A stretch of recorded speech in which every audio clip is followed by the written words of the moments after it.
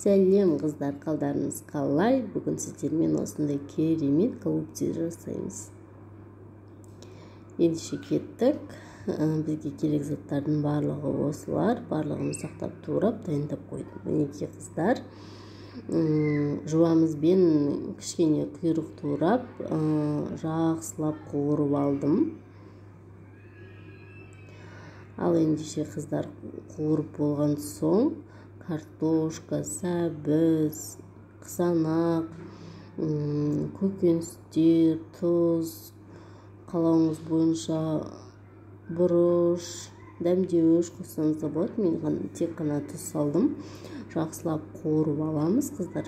Дәл осылай 10-15 минут қуырамыз қыздар. Ал қыздар, одан соң су құямыз.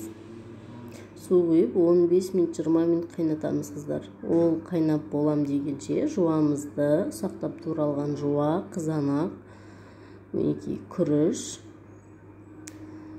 бір пиалай күріш жуып тазалап салдым. Ал ендеше қыздар, фаршымызды саламыз.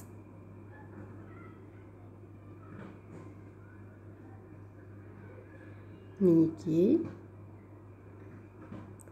фаршты салып, тұз салдым, сосын жақсылап араластырамыз қыздар.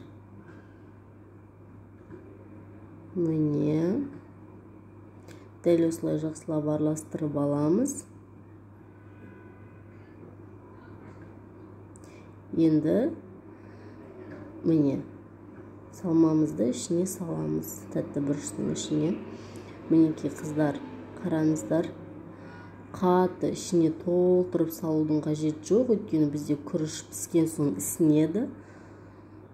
Сондықтан қатты толтырмай, нығыздамай, бос қылып саламыз.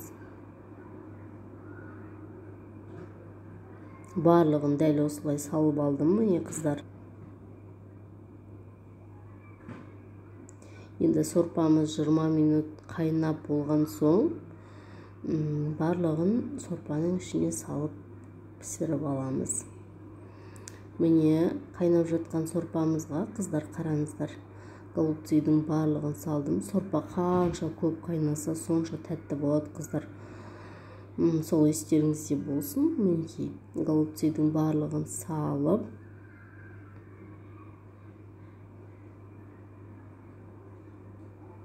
дәл осылай барлығын салып аламыз. Қыздар, ішіне шашылып кетеді ғой деп, онда еш нәрсе уайымдамаңыз, еш нәрсе болмайды. Бүтін болып, дана болып, әдемі болып шығады. Қыздар, осымен барлығын салып болған соң 20 минут қайнатамыз. 20 минут, 30 минутта тамағыңыз дайын. Өте дәмді болып шығады. Қыздар, жасап көріңіздер. Мен бетіне сельдеренің жапырағын салдым. Иісі шықсын, дәмі шықсын деп. Міне қыздар, дәл осындай күшті голубцы дайын болды. Менің каналыма тіркеліп, менімен бірге дәл осылай күшті тамақтар жасап, қыздар, тамақ, керемет рецепттер салам алдағы уақытта қыздар. Ендеше менімен бірге болыңыздар, сау саламатта болыңыздар.